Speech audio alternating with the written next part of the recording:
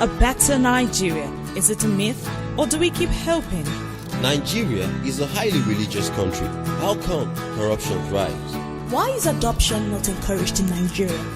Is there a future for the Nigerian youth? Being rich and famous, is that the only reason for being an artist? What makes a great nation? Is it the leaders? What about the people? This is Answers with Dr. Red.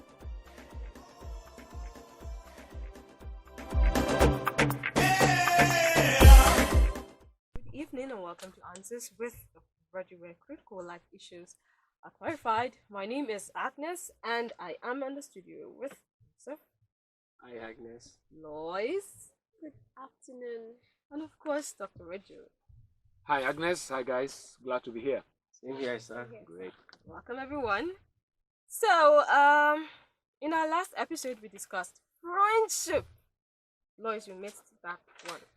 Right? Friendship, yes. And we mentioned that we all need friends because as human beings, we have the propensity to either be too hard or too lenient on ourselves. So we need that someone that can help us create a balance, right? So if you missed out on that episode, don't worry. Just visit our website, answerswithdrredu.org, to listen to all our previous episodes. So we are going to be talking about parenting today. Who is excited? Okay, so I will relate why we need to talk about this, with what Frederick Douglass once said. He said, and I quote, "It is easier to build strong children than repair broken men." Right. So it's like if we want things to change for the better, we should start early and target roots. So, my first question is, what is parenting? Well, parenting is providing oversight for your offspring. Those that nature, providence, allowed to come through you or to come to you, because parenting can either be foster, it can be biological. So that's parenting, is providing holistic care, nurturing for those who are your offspring, either by nature, by providence, by law. That's what parenting is. And it's holistic. Mark that word. It's total. There are no limitations to parenting, and there's no end to it. Okay, I want to find out if maybe anything can affect that definition of parenthood or parenting.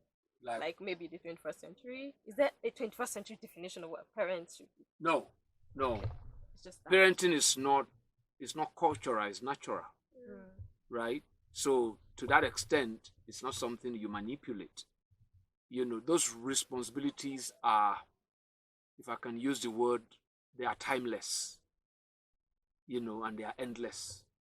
So you can say there is you can only say that there are 21st century Strategies or kind of realities, challenges, necessities. The way parenting is timeless. The way it is expressed must be timely. It's because the challenges of each generation is different. So 21st century is not redefining what parenting is. It's basically re-strategizing how parenting is done. Because the way I was parented might be different from the way I parent my children because of differences in terms of, dispensations. But parenting is a constant. It's a constant. But the time determines how it is expressed, how that service, is delivered. But parenting, because the moment we begin to, put parenting 21st century, we begin, unknown to us, we don't know when we replace, nature with culture. And that's the major challenge of this, what we call the millennial age, this kind of 21st century realities. Yeah. Okay, now so I want you to help us paint a picture of how a parent should love a child, because I have this quote that says, at every step, the child should be allowed to meet the real experience of life. The thorns should never be plucked from his roses. That's very true. Now, because you see, the standards are the same, but because the individuals that will want to parent are different, so each child should be parented, through walking through the uniqueness of each child. You can have, maybe 2 kids, 3 kids, they are different, but you parent all of them. But the way you deliver the parenting to each of them, it must be consistent with their basic makeup, right? And the parent should be sensitive to each stage of that child's life. Because there are times where parenting is very prescriptive, where, is kind of the way we call it is helicopter, that is close. And there's a time it has to be an airplane, but constantly, rule of thumb is that child must be the recipient. Whatever the parent is doing, the parent must not do something for his or her own benefit. Parenting should be for the benefit of the child. And you have to know that at the time, the child has no right. If it's parenting, it doesn't respond to current realities where the world talks about child rights. A child cannot have rights. Even if there are rights for the child, somebody, midwife that child. Those rights on the behalf. Let a child go to a bank. I have a right. The bank will open an account for that child because it's underage. So children don't have rights. So it gets to a point where the child comes to what I call the age of personal accountability. The parent also needs to be sensitive to that. So there's a time you talk to your child, and there's a time you begin to talk with the child. So those things are very, very important. Most time parents miss when the seasons change, right?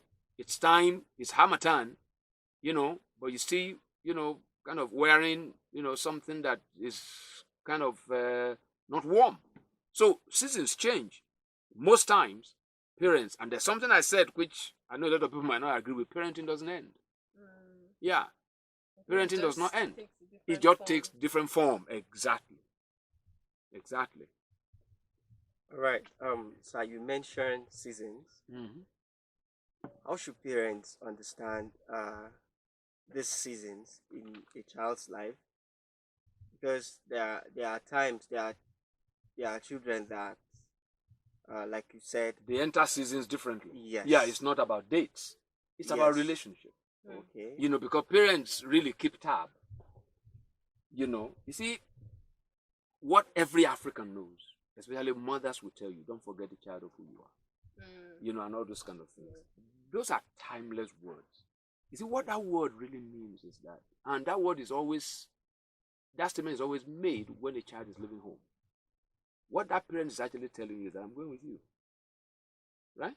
I'm going with you. I'm going to be there, but not literally. I'm going to be there with you. So my words will keep ringing in your ears as if I'm there. So even as a parent today, I carry my kids and those that I'm privileged to lead or mentor. I carry them with me everywhere I go. So before I take any kind of decision, I ask, if Lois will hear that I've done this, will she smile? Will she cry? If Agnes will just get to hear that I've just done this, will she be excited? I want to do what will make, Joseph be excited, right? And that's the way it works. So the child too should take the parents to school, take the parents to work, take the parents to, to your own marital home, because every girl, if things work well, every girl wants to marry the dad. Yeah. Right? And every boy wants to marry the mom. But I have a friend who's, because of terrible experience in life, he said, I never want to be a child like myself. I don't want a wife like my mom. And I don't want to be a dad like my father. Right? But by the time he was saying that, it was about getting married. He's already had a mentor who is like a father figure, So those things are no longer excuses.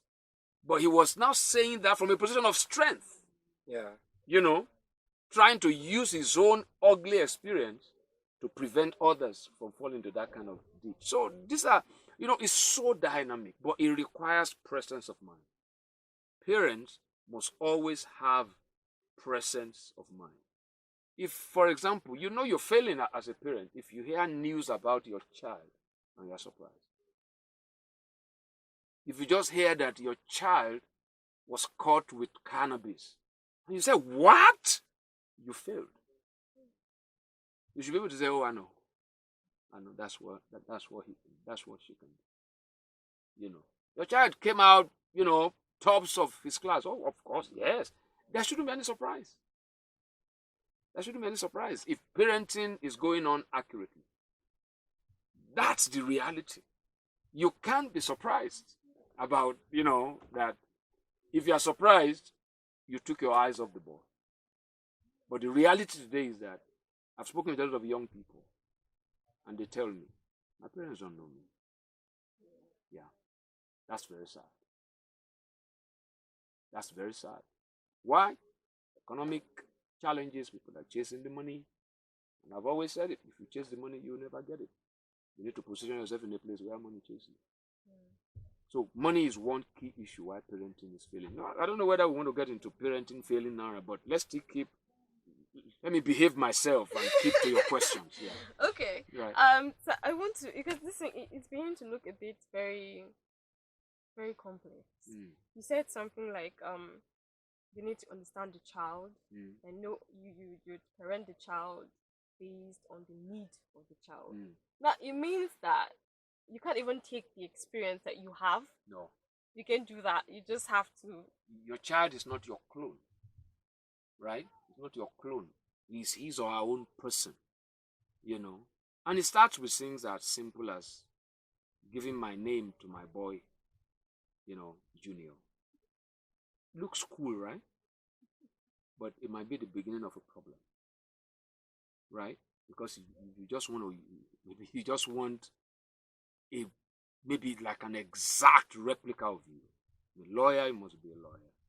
The doctor, it must be. So that's where it's not, it sounds so cool that the guy is Junior or is Dr. Reju the Third or something like that.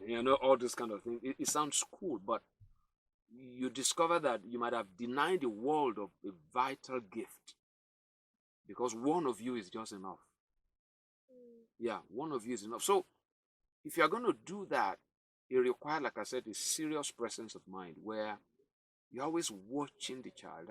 There's a cousin of mine that I have and raised wonderful children.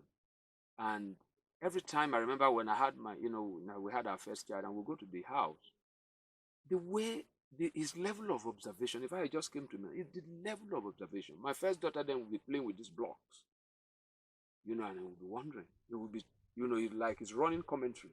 Oh, he's thinking, right? Can you see? There's actually a pattern, He's putting the yellow before the black, and after the black, the yellow comes again. This girl is thinking, and then he gets to a point the thing is getting high, and you see that, it was virtually running commentary. That can you see that he's getting more careful the higher the thing goes, because she knows he might just collapse. That the way he put the second level is not the way he put the fourth one. He put it with so it's like that. You just have to be observant. When that child turns his back to you, what are you seeing? What kind of topic do you stir up in the house and he or she is so animated, energized? It's a message. It's a sign of the direction that this girl wants to go.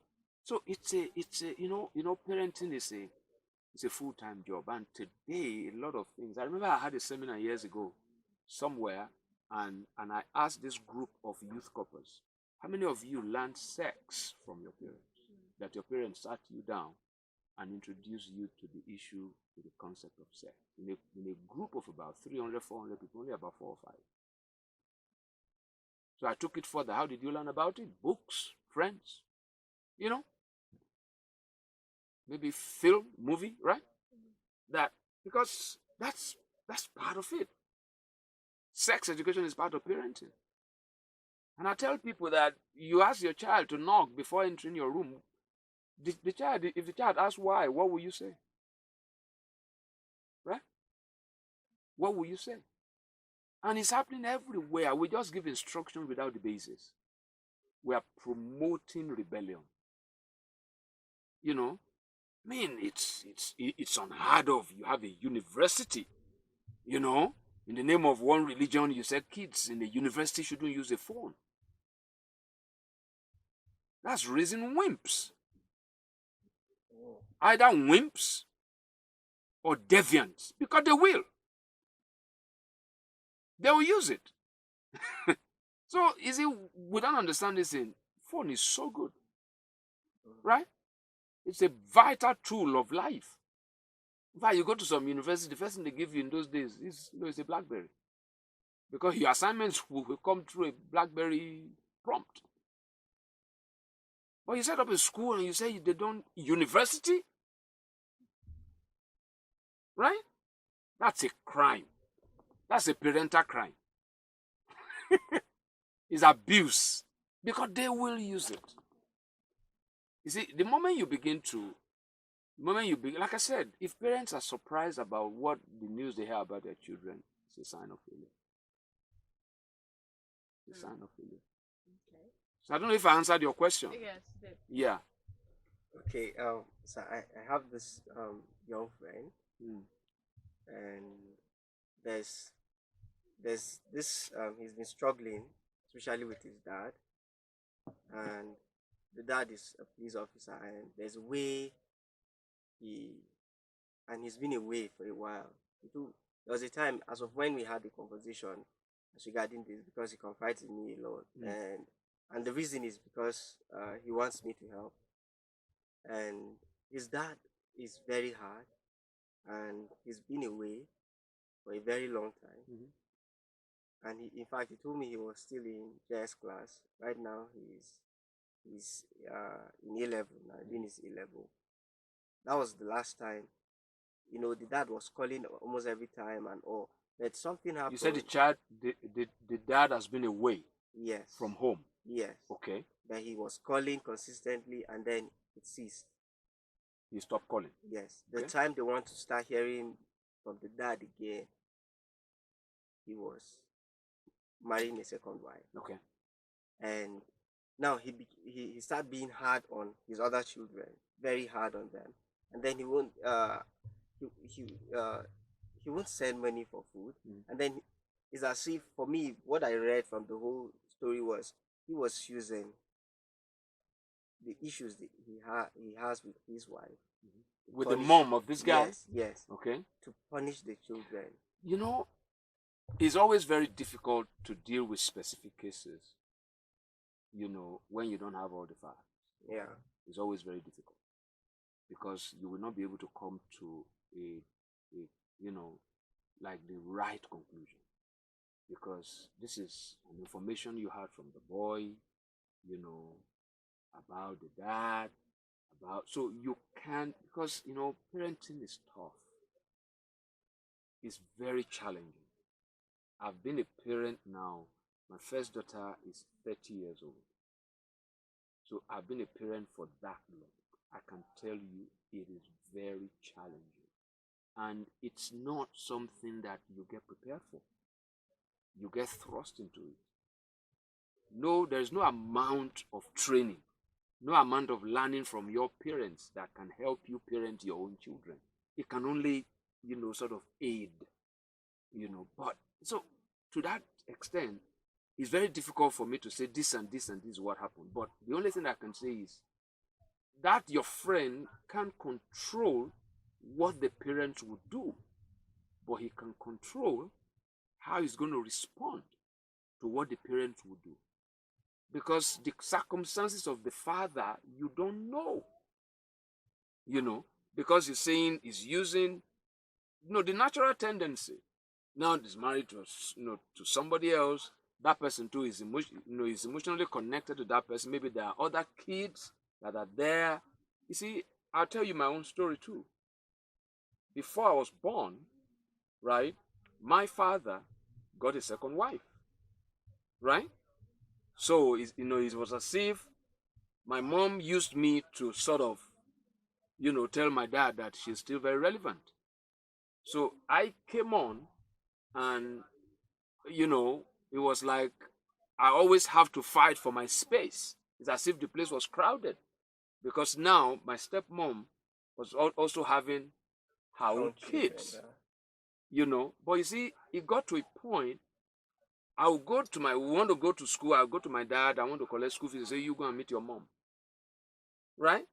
But you see, I got to a point where I had to make a case for my dad that he never meant to hurt me, right? He never meant to hurt me. He was just a victim of the culture of the day. There was nothing wrong in marrying. In fact, the story is that it was my mom who advised him to get another wife. That doesn't happen today, right? So, but the issue is, sometimes, because if anything happens to your friend that he doesn't amount to anything in life, I can tell you, you won't be able to have his father to blame. So you have to let him know that. Okay. Because there's something they say in my culture, that once you are given birth to, there must also be a stage in your life where you birth yourself. Right? I've seen a lot of people, get infected with that disease that is incurable. It's a disease called regret. It has no cure, because they've been able to find a reason that seems to them to be very valid, that if my father had done this, I won't turn out this way. But if you look at it critically, life, providence has actually provided a way out for you. It might be somebody else who comes as a father figure, but if you are still longing for that, the way things go normally, you will find it. So for your friend, what you will tell him is, you can't control the circumstances of your dad. You don't have all the details. You don't know why your dad will make that kind of a decision. I got to that point where I had to make a case. If my dad values education so much, and again, what am I complaining about? My mom could afford it, right? They say where I come from. A man sees the snake, the woman kills it. What are we trying to do? We want to kill the snake. The snake is dead. Let's move on, right? I wanted education. It doesn't matter where the money comes from. I'm educated now, right? So, and in those days, the culture was so strong. My mom would give me money and would ask me to go and thank my dad. Yeah. So, but when I started thinking myself, I said, oh, is this woman that started paying the bills and blah, blah, blah, blah. That got me a lot of trouble, because that produced a lot of rebellion in me, but the fact remains that your friend too is no longer a baby. He needs to be able to look at life now in a very, very dispassionate, objective way. That, okay, what is it that I want from my dad? Maybe the emotional or whatever. Honestly, those things can come from a lot of places. So, but he can't control what the father would do, but he can control how he will respond to what the father would do. Because if the father too sits here and tell a story, honestly, you might want to see reasons with him. Okay, sir. To close this particular question now, there were times that the mom would call and we'll put it on loudspeaker. She's reporting the dad to him, and then when she reports the dad, the point I always see is she wants to paint the dad. Absolutely, which is bad parenting. Yes, and then the dad sometimes would do the same. There were times I didn't believe what he was saying, and then he recorded them just so that I could hear. And then the whole thing is, it's like there's this. You know what you tell your friend? When your father met your dad, you weren't there, right? You were not there. I mean, when your father met your mom, you were not there. Yeah. So when they begin to have issues, there are a lot of things you will never hear. They are just using him as a glove to punch one another, right? If the boy will, and who can actually bring them together is that boy. Who can set through that particular rift? Who is more qualified is actually your friend. If you will, because your dad is trying to paint, the dad is trying to paint the mom, bad. The mom is trying to paint the dad. So The one that say, hey, you guys, look, you guys are husband and wife. Just leave me out, right? Just leave me out, because the two of them are just trying to parry their responsibilities, and they put the poor boy in the middle. He wants to step out of them. I don't know how old this your friend is, but if it's your friend, I can guess. Maybe I don't know whether it's a junior friend or senior friend, but the fact much younger, you can help him to actually make an informed decision, because he can be, like a victim of bad parenting, because that's really bad parenting when you want to use the boy to fight, So they need to know, okay, what we really have to do together now is this boy's upkeep. Let's leave our issues out, but most times it doesn't happen. It takes one of them, right, to actually say, okay, I'm not going to fight for the sake of this boy. Whatever I'm going to do to make sure this boy turns out good in life, I'm going to sacrifice it. I will be willing to be wrong just for this. That's why I said the beneficiary of parenting is not the parent, right? It's the child. But this case, they have slaughtered parenting. Or reputation. Yeah, they have taken parenting out of the issue, the equation, and they are trying to solve a marital problem, right? Because parenting has gone. That people are married doesn't make them parents, So that's really the issue there. I really feel for your friend, because this affects a lot of people, because most times parents forget their parents. They see them either as wife or husband. Oh. Okay, let's taking that as we go on a very short musical break. When we come back, answers with Dr. Frederick continues. Yes, I hope you're having a nice time, because we are enjoying ourselves right here. We have a comment section here, and then we asked millennials some questions. Who are already adults. They were kids. They have parents. They had parents. They still have parents? Some. Okay. Okay, so we asked them what they wish their parents had done better, especially as regards raising them. And then we have a few comments here. One says, I wish they had created a platform or relationship for me to be able to tell them anything. I can't say certain things to them because I fear they will not understand. That's Evie from Rock Heaven. We have another who says, as a child, I had painful moments. I wish they listened to me and talked to me about it. That's Joma from Port Harcourt. And we have one who says he wished his parents didn't force him to go to school. Instead, they would have allowed him learn a trade and giving him some financial education as a child. That's Kelvin from Abuja. Or maybe should he respond to this one as we go? Or should go through all the that might be too much for my brain to remember, because some of them are just kind of very normal. And but my own take on all these comments is that sometimes we wish we could turn back the hand of the clock, but sometimes life doesn't work that way, right? Life doesn't work that way. You see, we need to learn to accept where we are, because there's a way I define regret. It's a disease that has no cure. So, and one thing we have to understand is that parenting is out of love, and sometimes love can be tough, and parents are not experts. They don't do everything right, every time. So you have to give parents some bit of slack. They did their best. So I wish it's good to do that, but whatever you got from your parents, you want to make up your mind that you want to improve on that with your own kids. If a parent, the first one you read said, I wish a platform was created for me to air my views. My response would be, was there a time you tried and you were shut down? Right? And when you were shut down, did you seek for other ways of airing your views.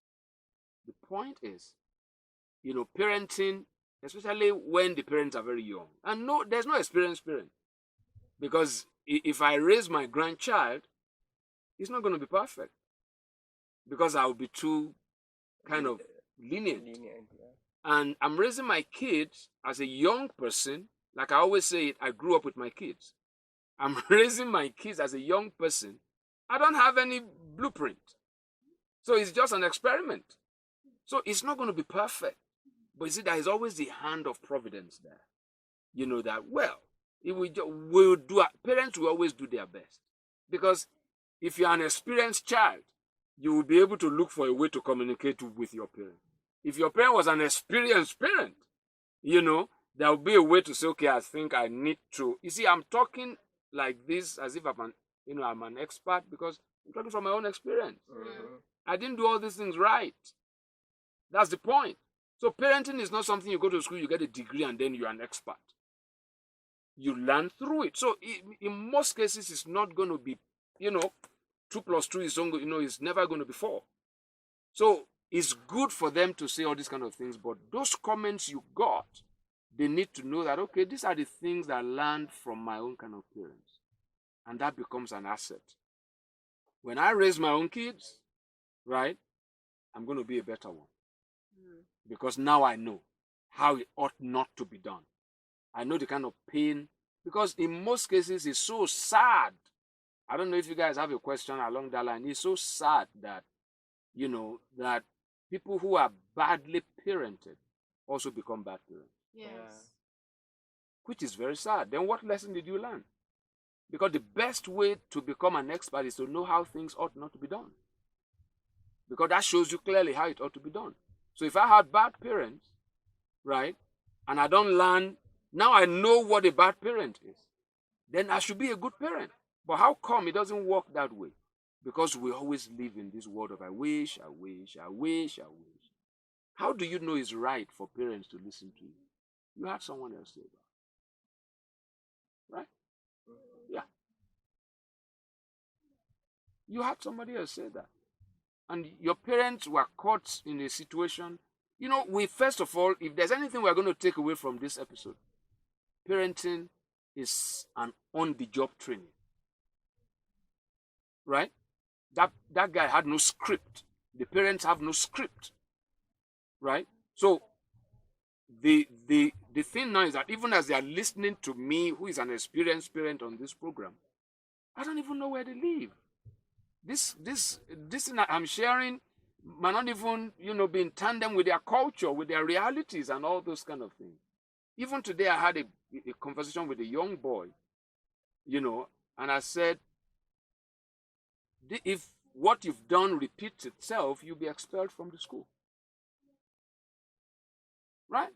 Because I sense that there's a disconnect between him and the parents. There's a disconnect. And the way I can make everybody, both the boy, the parents, to be alive to responsibilities, right, is, to send the child back home to them. Yeah. We might get him back as a better person. So there's a place of punishment. Mm-hmm. So that might be a one-off case, there might be a one-off case where my parents, or it might be something that's normal because your parents are very high-handed and you don't develop that relationship where you can actually talk to them, where you can tell them your pain. I've been in a teenage session where somebody said, how do I tell my parents I'm having feelings for somebody of the same sex? And the whole parents there said, what? But these were hypothetical questions that people were kind of.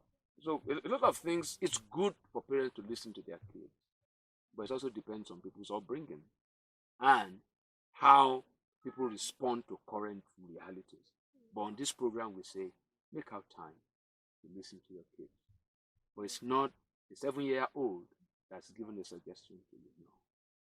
You can't negotiate bedtime. You can't negotiate bedtime, right? You are under 14, you are under 15, and those things again are kind of dependent on culture. You can't begin to negotiate curfew time, right? So there's a time to really really deal with it in that regimented kind of life. And there's a time when you begin to kind of losing the kind of control a little bit. I don't know, but those comments are powerful. But I'm saying my counsel to them is use this comment not to blame your parents, but use it to plot a way forward. So I have a question. Okay. So But I still want us to read those comments. Yeah, we have Yeah. quite a number. Yeah. I don't know. I'm asking a personal question. Okay. Is there a point where parenting becomes partnership? I don't know if I'm correct. Is there a point where parenting becomes partnership between your children and yourself? I think we've all come to a point where we feel okay, we've grown, we know better than we used to, but we have a lot of parents who say that you can't tell me what to do. Are there points where children can rub heads with their parents, or sure. does it always have to be No, the parents? there must be a time, because And what time? At what point? again, it's dependent. It's because all kids don't grow up at the same pace, and you are immature when you demand it. I'm talking to the child now. You, the child, when you demand it, Mom, it's time to listen to me. You are immature. It's your mom that was okay. What do you think? I went to that high school today and I called the head boy and the head girl and I said, I need your advice. How do you want me? How do you think we should deal with this matter? I was calling them to leadership. You see, I can do that now because of my experience. Because a lot of kids don't even want to take it. They just want to listen. And it's not that they are just listening so that I just say what they want to say and go. They want to listen. So parent, when you demand it, you are immature. But the parent that had that presence of mind will know, I think it's time for me to begin to include this person in the decisions that we take about his or her life. For example, I will not agree, regardless of the culture. Regardless of the culture where you come from, it must never be the opinion of the parents as regards what course that child is going to read in school. But because unknown to parents, you can actually create the environment where the boy or the girl likes it. But to dictate it to him or her will never be right. Right? It's never be right also to say, marry this person. Marry from this tribe. It will never. But parents need to understand that you can create the environment, right, where the child actually begins to like what you like. So what that happens is that when that happens, that child takes responsibility, for his or her decisions. You can create the environment, but to dictate it is going to backfire. It will backfire. That guy will never be a good wife, will never be a good husband, because he's done this for the parents. If I have a current one that I'm dealing with, which is so painful, so it's I don't want to give details of that because people might know me and they know who exactly I'm talking about, which is not, which is not true, right? Because it's something that's very personal, But parenting should at a particular point become a partnership. But you see, it's not what the child demands, right? You have to earn it in the way you've lived your life, in obedience, you've become reasonable, you have, learned to take responsibilities for your actions, your parents discipline you and you know how to go back and say thank you for correcting me, right? But it's not every discipline that is, if you take it as, hatred, then you're not growing. You're not growing. So this thing, to answer your question straight away, yes, there is a point, but it's not the same for everybody. It's not the same for everybody. Okay. Yeah. So there's something that I really want to know. There are times when, as maybe you're just doing things, and then someone who knows you from maybe a child or something just be like, just behave like your mom or something. So I'm not trying to understand, how do we detach ourselves from, because there are things you've picked up And those are things that, are kind of like even the way people should, like the way parenting should look like, the way maybe your mother or your father, kind of like raised you. This thing is just, there's this tablet of your another tablet of your heart that is written there. I don't know. There are things that just, that that it's just subconscious. It's just there. Sometimes you don't even know. Just But plays out. the question is, are these things positive? If it's positive, then why do you want to detach yourself? So it includes the negative ones. Okay, if it's negative, then you want to detach yourself. I'll tell you a story. I don't know who I heard this story from. Was it this Bahamian guy, this late Bahamian guy, Miles Monroe, who told a story about this couple. They just got married, and this boy, the wife want to cook, but he will buy this steak, piece of meat in the market, and the first thing he does is cut this side off, before he puts it in the oven. He will bring it big, cut it off, throw it away, and put it in the oven. And the husband said, "Why are you wasting our beef? Why are you wasting it?" He said, "That's the way my mom does it. That's the way my mom does it." And by the time they called the mom said, "That's the way my mom does it." By the time, luckily for them, the grandma was still alive. And the grandma said, "Oh, you know why we cut it? We had a small pot." Oh. Well, Our pot couldn't take the whole thing, that's why we cut it off. Now you have bigger pots. You're still doing it that way. You see, I still do some things because I used to help my mom in in her restaurant. I can take a whole goat apart. When my mom dresses chicken and brings out the gizzard, she'll use the knife to hit it, pam, pam, turn the other side, pam, pam, before you slice it.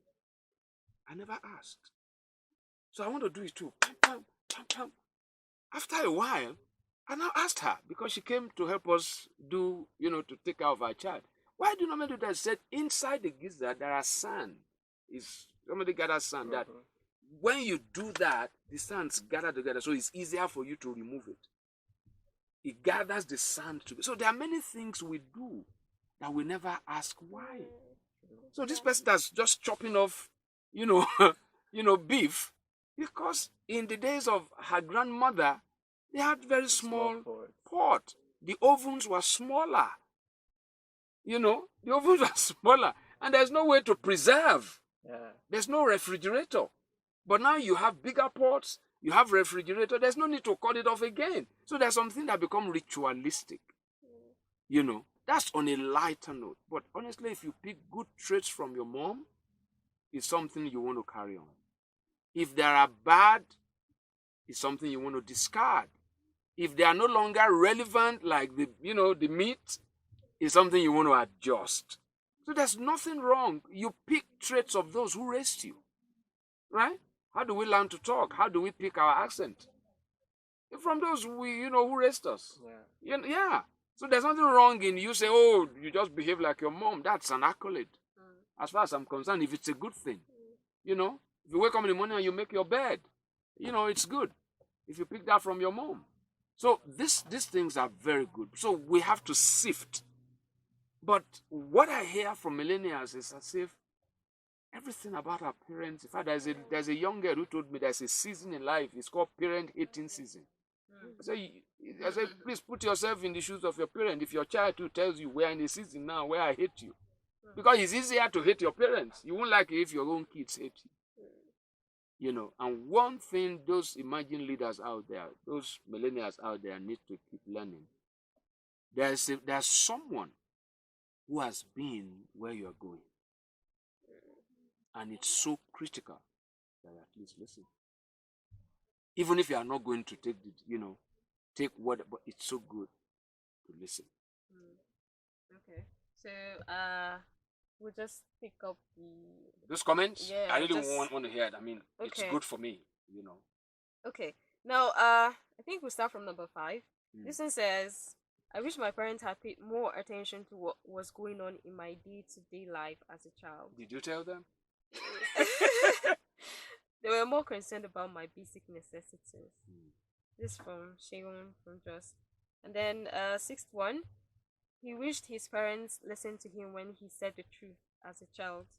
This Emmanuel from Trophy.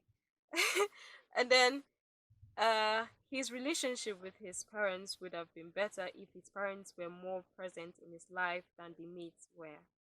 That's Noel from Apata. Is he talking about himself? Yes. Okay. Then, as a child, he wasn't particularly a high flyer. He wished he had been encouraged and monitored academically. DZ from Tudunwada. Then, my parents kept comparing me with other children. Then finally had to make me study what I didn't want to study because our neighbor's son was doing it. Tamaka from Rock Heaven. Then friendship with my parents was below 30%, and they always imposed what they wanted on me without making me see why. Finally, that's Joshua from Al-Hiv. Yes, I think that's the comments. 10 of them. Yeah, what I want to say, especially for Chiamaka, right? Yeah. That is the one who read a course that Yeah. you didn't. The reality is that what you are going to become in life shouldn't be limited to what you read in school, right? So there's nothing that suggests that I should be doing what I'm doing right now. Maybe I should be in the police force or something like that. So you will not be able to justify, that you are not making a headway in life because you couldn't read the course that you really wanted to read, right? You can still, I don't know her age or his age. I don't know whether the Chiamaka is a boy or girl, but you can still go back to school and do that, right? You can still go back to school. I've read stories of people who go to school, they read the course that their parents wanted to read. I read that story somewhere, I've forgotten now. And at the graduation, the guy presented a certificate to them. That's your certificate. Now, can I go do what I want to do? Now you have it. My name is on it, but honestly, this is your gift. Now, let me start my life. Right? You see, so that's you will never have, because what I want to get, really pass across as regards this comment is that don't use it as an excuse for you not to become who you are supposed to become. That you can write it at this particular stage of life means you still have an ample room to make amends. You can use, and first of all, you need to know that even if your parents made a mistake, they are sincere mistakes. They never plan to destroy you. Even the one Joseph referenced, that guy might just be a victim of circumstance. So you need to be able to make a case. Like I made a case for my dad. He will want me, because I know the value he places on education. He will want me to be educated. But honestly, I believe we were many. Right? We were many and maybe you couldn't afford it. So I came to that point where I made a case for him. So you need to make a case for your parents that they did their best within the limitation of their knowledge, their experience, the situation, the circumstances that they found themselves. That's very important because at the end of the day, you have your life to live. You are at a point now where you can make decisions about your life. And what your parents did right or wrong is just something you want to journey with. You can correct all those kind of things, And even though sitting with me in this room, you still have all the time in the world to correct whatever might have been bad in terms of parenting, and use what's been good as a stepping stone. So let's see. Make up your mind. Why you make this kind of comment? All the things that my parents didn't do right, I'm going to make sure I do it right with my own kids. Okay, there's this question. So I want to find out at what age do you need to tell your children about sex or give them sex education? Because it feels like there's this thing when you talk about about it. So I don't know. Is there an age you should talk about it depends on your definition of sex education. Because when we talk about sex education, we are talking about sexual intercourse. That's not sex education. Sex education is wider than that. So you can't be asking about age.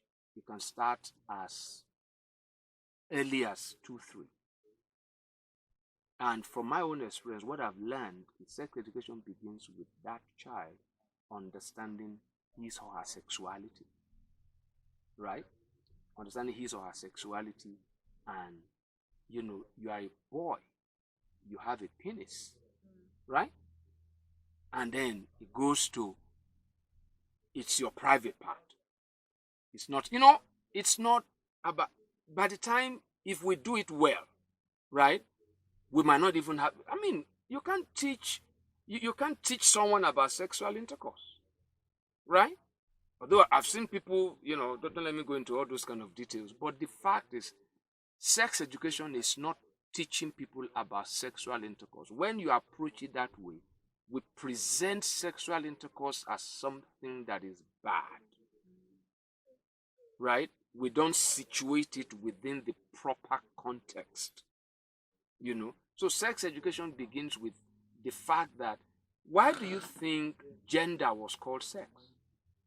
When you fill a form, they say sex, right? Male, female. That's where you start from. It's not that people actually write gender. Normally, in every form, it's sex. And when you see sex there, your mind goes to what? Gender. Your gender. So that's where sex education begins from, because the woman, the female, is uniquely different from the male. And that's why we have all this problem that is so prevalent in the West about trans culture. Because we never really sensitize the kids, to those foundational things about sex. Sex education begins with proper understanding of your gender, right? The way I said that, if a parent is surprised, if a girl gets into her menstrual cycle and she doesn't know what to do, the parents have failed.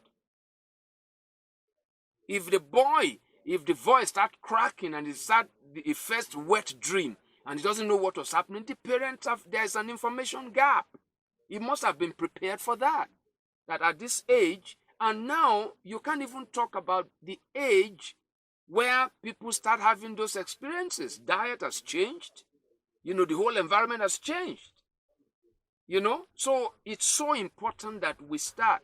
There's a whole set of books that I normally recommend to parents called The Story of Me. I think it's maybe about 8-10 volumes.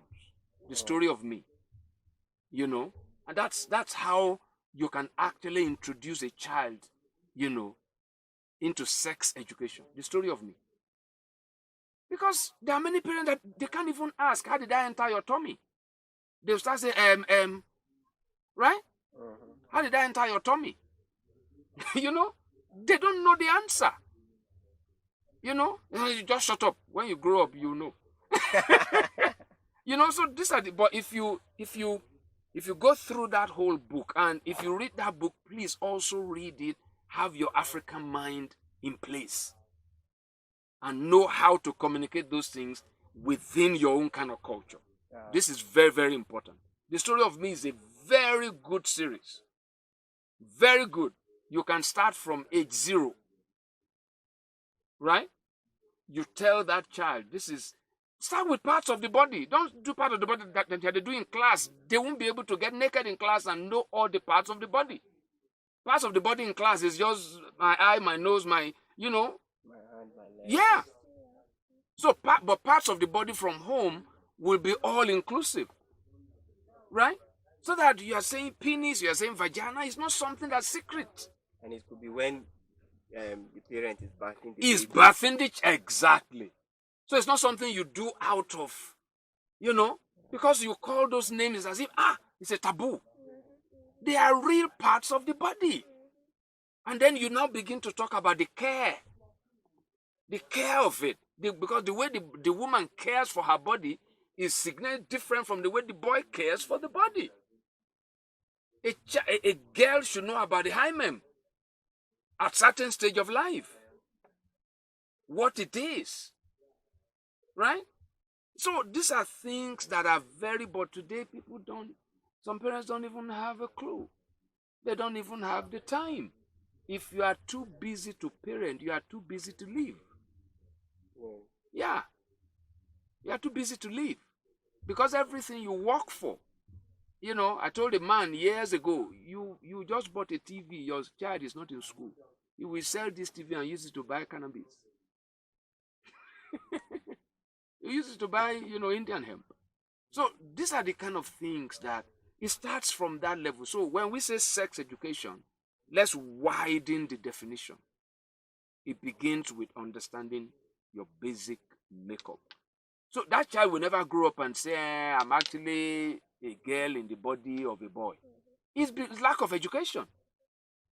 It's lack of education, because nothing excites a human being than knowing that you're unique. Because you are. And to let you know that God does not make mistakes. God can't just be absent-minded and put a girl in the skin of a boy. No. Nature doesn't do that. It's not possible. There might be some genetic and what is human error, right? And it can be corrected. But even if those things happen, right? Education, you see, most of the things, you see, culture is learned. Nature is inherited. So we must understand how all these things work. So sex education begins from the cradle. Like Joseph rightly said, that's wonderful when you're bathing the child. Do you know what this is? Touch your eyes, touch your mouth, you must go in to touch your penis. Yeah, touch your testicles, right? Touch your vagina. It must be done so that they know. And then gradually you begin to say, this is what this is for. This is what this is for. This is where you came out from. It's not a secret. It's not. Because if they don't learn it the right way, they will learn it the wrong way. And the best place to learn sex education is from parents. It's from parents. So if your parents didn't do it for you guys, please do it for your kids.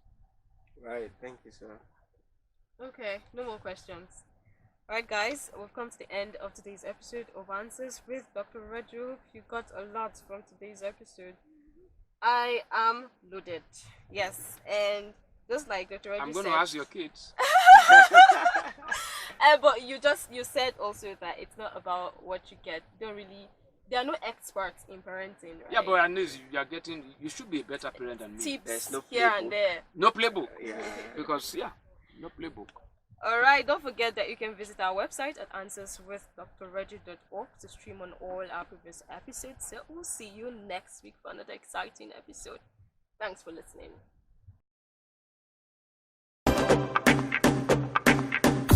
This is Partridge Radio.